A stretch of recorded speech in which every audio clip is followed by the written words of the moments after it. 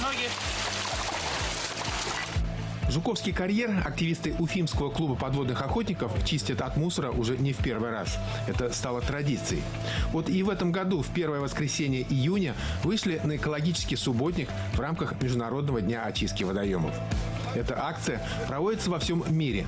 Инициаторы экологического праздника – Профессиональная ассоциация инструкторов по дайвингу (ПАДИ). Впервые она прошла во многих странах мира в 1995 году. Через 10 лет, в 2005, прописалась в России и в странах СНГ. 5-й год регулярно проходит в Уфе. Погода нам сегодня не благоволит, но мы все равно собрались для того, чтобы почистить любимый водоем. Встретились с арендатором этого водоема. Он попросил помощи, говорит, что находится пруд в экологической такой катастрофе. И попросил нас помочь с очисткой водоема. Мы откликнулись на его инициативу, собрались с ребятами. И в день очистки водоема решили не только очистить этот водоем, но еще и зарыбить его. Да? То есть зарыбление будет проходить на протяжении 5 лет.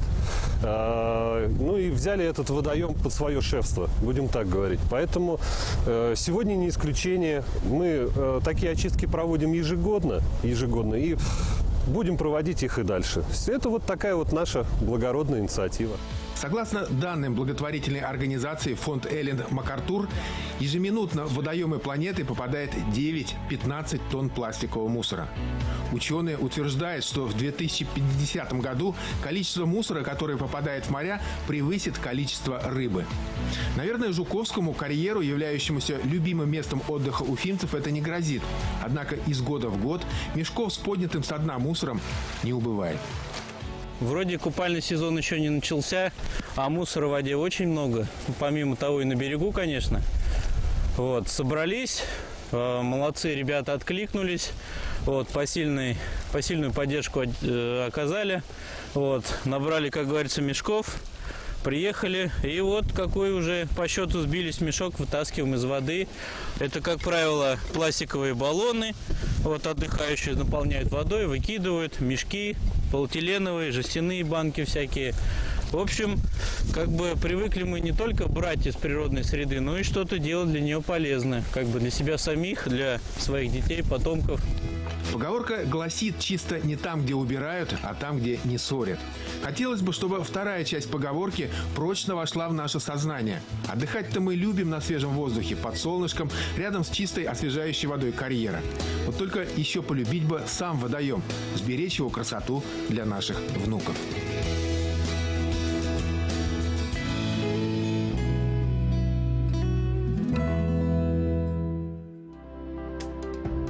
Есть люди, которые хорошо зарабатывают, и чем они занимаются? Покупают виллы где-нибудь на Западе, перегоняют туда деньги. А вот есть такой человек, Петр Авилович, который все свои деньги, все свои сбережения пускает на то, чтобы наша Башкирия превратилась практически в кедровый бор. В очередной раз наш земляк Медхат Хасанов, член Общественной палаты Ханты-Мансийского автономного округа Югры, привез в Башкортостан саженцы сибирского кедра. Часть из них была посажена в деревне Салихово в Чишминском районе на территории социально-оздоровительного комплекса Башкирского государственного педагогического университета. Сам по себе этот комплекс уникален. В свое время педагогическому университету было передано здание бывшей сельской школы. Вложив немало средств, руководство вуза создало на заброшенной территории целый студенческий кампус. Центр Салихова мы начали планировать территорию 6 лет назад, когда наш ректор Алимир Ильич взял этот участок и школу для того, чтобы сделать для наших студентов базу для проведения практик, для проведения занятий, для дополнительных образовательных программ. И с тех пор мы, во-первых, дали задание студентам. Они в рамках выполнения дипломной работы они разрабатывали проект Малого Салихова, где мы решили создать плодовый сад. Были высажены более 70 яблонь, самые лучшие сорта, районированные на территории Башкортостана, из таких питомников, как Бирский, Кушнаренковский. И слава богу, что прошло 6 лет, и мы видим, что эти яблони выросли и уже начали цвести и плодоносить. Все делалось постепенно, потому что это огромный труд, посадка, озеленение. С силами наших студентов мы создаем и разбиваем здесь газоны. Парк с именными деревьями, площадка для гольфа, бассейн, дендрарий, открытая концертная площадка, зона для занятий спортом, учебные кабинеты, наконец, музей нашего знаменитого земляка, генерала армии Махмута Гареева. Осмотрев все местные достопримечательности и пообщавшись со студентами, гости социально-оздоровительного комплекса приняли участие в посадке кедров.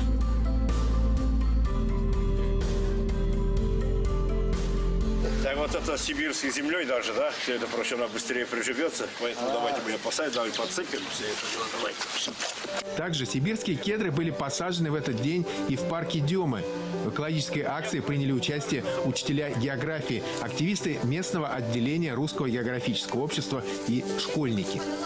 Мы экологи, естественно, мы уже много лет сажаем разные деревья. Есть у нас конкретно в жилых кварталах посаженные аллеи, аллея детства, аллея ветеранов. А вот здесь вот мы выбрали совместно с РГО, заложили кедровник или кедрач, как правильно сказать. Потому что мы хотим, чтобы в Деме было как можно больше зелени. А тем более, что кедров у нас практически нет. Вот несколько штук всего в Демском районе их произрастает. И вот благодаря тому, что мы здесь посадили уже больше 300, насколько я знаю, мы надеемся, что через 25 лет здесь уже будут плодоносить кедры. Как раз это возраст для них. В прошлом году в Демском парке была заложена целая кедровая роща благодаря помощи Мидхата Хасанова и стараниям активистов Русского географического общества. Однако география кедровых рощ далеко не ограничивается Чишминским и Демским районами. Эта благородная акция проходит и в других местах. В этом году я привез 317 кустов. Значит, позавчера ребята вот встретили. И сегодня то, что первую партию мы посадили Салихова. Значит, там дети, которые занимаются, одаренные дети, там целый комплекс. Я считаю, что для них это по глазам видно только радости. Рассказал им, показал, как сажать кедрачей, что это дает, что дает это дерево. Это самое ценное дерево в мире. Значит, из хвойных пород, которые больше всего кислород, кормит птичек, кормит зверей, кормит людей и лечит людей. Значит, поэтому с кедрачами, значит, надо дружить, надо ее развивать. На сегодняшний день в масштабе России, сегодня, допустим, мы здесь, вот Салихова посадили, сейчас в Демском районе сажаем, но одновременно сажают, значит, в Аскинском районе, в Белебейском районе и в Белорецком районе. Значит, сейчас вот Русское географическое общество на всех этих регионах организовывает эти посадки кедрачей. Плюс радует тот факт, у нас только вот у нас с Ритомасском питомник, то есть лесничество там объединили, да, вот Аургазинский район. В 3 питомниках растет более 4000 кедрачей. И население сейчас вот городов Уфа, Столитамак, Салават, Ишимбай, Милиусь. На сторону Милиусь там растет уже целая роща. Значит, там есть мой друг Гатаулин Забир. Значит, он года 5, наверное, тому назад взялся за это дело, да. Значит, у них довольно-таки успешно. Ну, бывает, значит, вот здесь есть некоторые там подсохшие, сейчас мы их заменим на свежие. Это тоже бывает, это нормальное явление, ничего страшного катастрофического нет. Я надеюсь, что вот, которые нашу передачу смотрят, наше население, все за это возьмутся. То есть кедрачей можно сажать саженцами, можно сажать орехами. Кстати, по словам председателя Башкирского регионального отделения Русского географического общества Камиля Зиганшина, наш земляк Мидхат Хасанов занимается не только посадкой деревьев на своей малой родине, но и зарабатывает водоемы, организует тропы здоровья, сажает плодовые кустарники, грибы и ягоды. Он занимается зарыблением водоемов, чисткой, зарыблением водоемов. В этом году планируется, в том числе, вот мы взяли в аренду брошенную школу в Кадлах, это в Куштаринском районе. Там шикарный пруд, озера, и мы там выпустим мальков. Где-то через 2-3 года можно будет вылавливать там ценные породы, не только наши местные, но и Западной Сибири.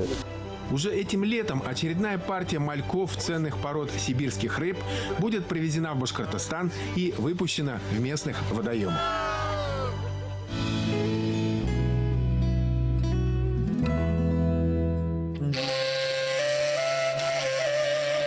В Учелинском районе почти на границе с Челябинской областью есть гора Аушкуль с одноименным озером у подножия. Для мусульман это место является святым. Во-первых, на вершине горы есть древнее захоронение. На камне начертано: здесь в 1258 году похоронен шейх Мухаммед Рамадан, пришедший из арабских земель. Во-вторых, у подножия горы раз в году в мае бьет целебный источник. Воду он дает приблизительно 20 дней с момента таяния снега. Считается, что вода из святого источника Аулия излечивает воспалительные заболевания верхних дыхательных путей, желудочно-кишечного тракта, выводит камни из почек, снимает аллергические реакции. Исследования ученых доказали, что вода содержит много полезных для человека элементов.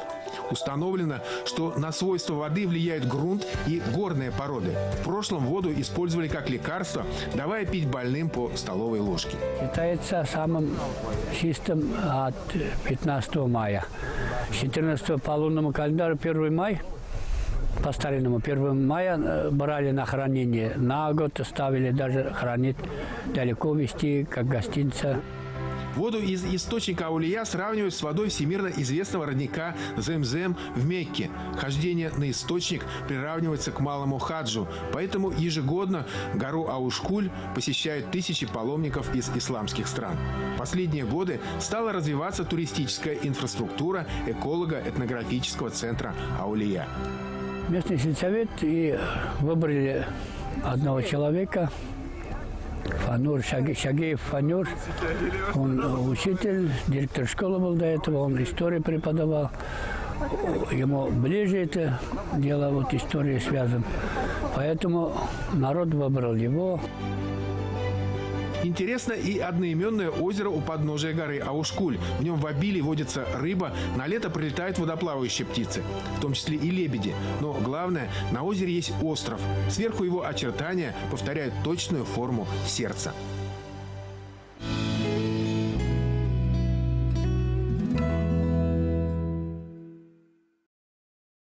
Так что сейчас надо будет облагораживать вот эту площадку. Здесь будет футбольное поле, теннисные столы будут стоять, еще какие-то беседки появятся, вот, душевая будет. То есть будут созданы все самые необходимые условия. Уже в начале лета семейный центр отдыха членов Русского географического общества в деревне Канлы Кушнаренковского района сможет принять первых гостей. Исполнительная дирекция регионального отделения РГО в Республике Башкортостан приложила к этому немало средств и сил. Сейчас ведется ремонт помещений для проживания, пробурили скважину для питьевой воды, в планах благоустройства берега озера Канлы и строительство пляжа. 2 года назад мы были здесь в Кушнаренковском районе на экскурсии. Нам показывали достопримечательности, показывали туристические возможности этого района и привезли в деревню Канлы. И здесь вот оказалось, что есть заброшенная школа, где уже несколько лет никого не обучают, увозят детей в Ахметово, в деревню. И когда мы здесь оказались, то действительно не могли не удивиться тому факту, что такие красивые места, такое место замечательное. И нам очень хотелось, чтобы эта школа теперь уже в статусе центра отдыха нашего Русского географического общества смогла бы опять начать действовать. Здание бывшей Канлийской школы региональное отделение РГО взяло в аренду на 20 лет. Место очень удобное для организации семейного отдыха. В школьном саду растут яблони, плодовые кустарники и даже знаменитый кушнаренковский виноград. В озере, на берегу которого расположился лагерь, водятся щука, лещ, сорожка, карась. Активисты РГО планируют еще запустить в водоем мальков ценных пород рыб. Добавим, что Центр семейного отдыха РГО будет принимать гостей круглогодично. Находится он всего в 50 километрах от Уфы.